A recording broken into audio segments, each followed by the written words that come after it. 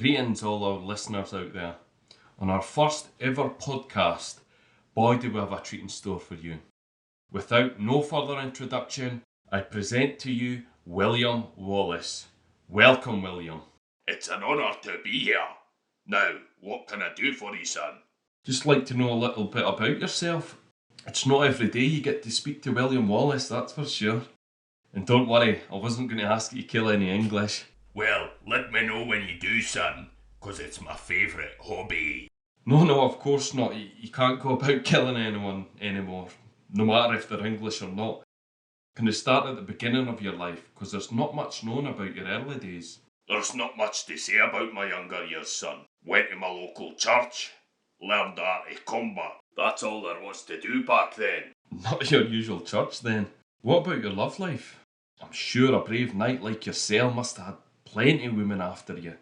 'Twas only one maiden for me. My Marion Braidfoot, the love of my life she was. Dating was more simple back then. Courting a woman, you would just go up to her, ask the lassie to pull your finger, and that was it. Next thing you knew, you were married. Well, that's how I got into my lady's pants anyways. Can you tell me about your revolt against the English? Well, it all started when I was out fishing. Caught myself 6 trouts that day, till the English thought they could take it off me. Me, being 6'6" in those days, must have intimidated the English. They told me they wanted all of my catch. I says, no, hold on, son. I've worked hard for this. So, ended up getting in a bit of a scrap with one of them. Next thing I knew, 2 of their heads were missing, and one of them scampered away. Let's move on. The Battle of Stirling Bridge, a pivotal moment in Scottish history. Can you tell us what went down that day? The Battle of Stirling Bridge. Scotland's finest moment.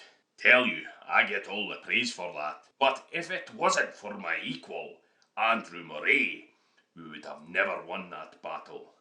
Unfortunately for him, he got wounded in battle and later died. Luckily, I came through unscathed, or it'd be his name remembered in history as well as mine. That's a great point. It's only the people that survive these battles that get remembered in the history books of today. Can you tell us a little more about the Battle of Stirling Bridge? Sure, my laddie. King Edward I thought he had us pinned down. Little did he know the Scots' cunning and devastating plan was all coming into action. The English had us outnumbered. However, the only way the English could attack was across a narrow, weak bridge, designed for only a couple to cross at one time. We had waited for our opportunity to pounce when just the right amount of English had crossed. We had the English rattled. Wave after wave we were taking them out, until we sent the remaining English packing. King Edward claimed that this was unchivalry-like, but I say our tactics evened the battlefield out, considering how outnumbered we were. I can imagine King Edward being furious about this defeat. Nah, he was more scared. He sent me a handwritten message asking for forgiveness. I just sent him a haggis in return. I knew by mocking this English twat, he would give me what I wanted. Another battle against the English. Wow, I never knew that. A haggis led to the Battle of Falkirk. The Battle of Falkirk.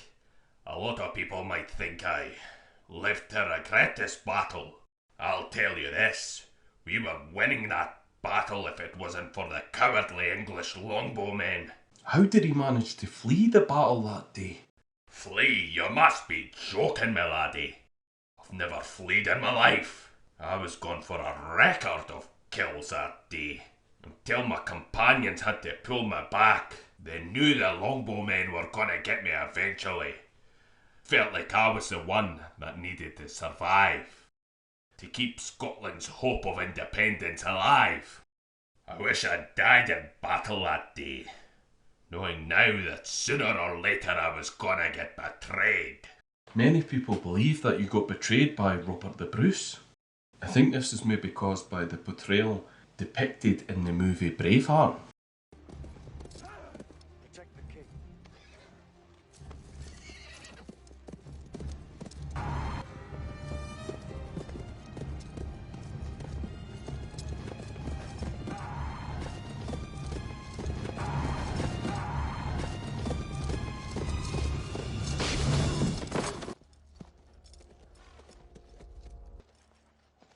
Is this in fact true? Laddie, that isn't me. I'm pretty sure you're mistaking me for Mel Gibson. And the answer to your question would be no. I had a strong relationship with Robert the Bruce. Oh, looks like we've got a caller on the line. Hello, caller. What question have you got for Sir William Wallace today? Dear William, I bet you weren't even that hard. I'm sure John Wayne could have you anyways. There's some stupid questions, then there's some stupid questions. John Wayne would just shoot you? People of today, eh? Ah, see, that's where you're wrong, my laddie. I've never been beaten one-on-one combat in my life. But Wallace, times have changed since then. If you thought the longbowmen were hard to defeat, try going up against a gun. No matter, my laddie. Craftiness and cleverness always prevails. And let me tell you how it would go down.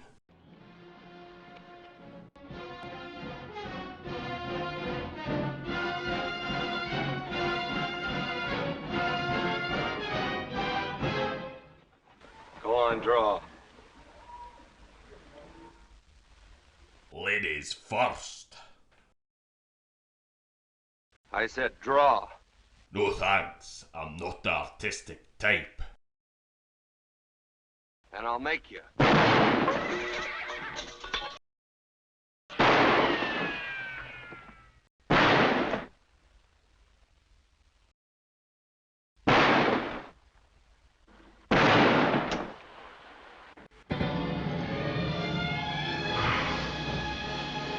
Outstanding. Even big John Wayne couldn't even handle the crafty William Wallace. Well, it's been an honour having you, Sir William Wallace. You've showed that you aren't just a brute, you have the brains to match. Before you go, can I show you a clip that I think you might like? It's of a Scotsman of our era sticking it to the English. Don't mess with you dickheady. Okay, pal? You're your super lager. There's super lager. Do you want me to tell you? No, tell me what? Aye. Do you know something? You don't mess with the Scots. No, is that right? Aye. You don't mess with the Scots, by the way. Is that right? Aye. You don't mess with a Scots, pal. I thought you might like it. Like it? You got to be kidding me. What a bloody embarrassment. I think this is what I was fighting for. I'm starting to think I wish I was bloody English.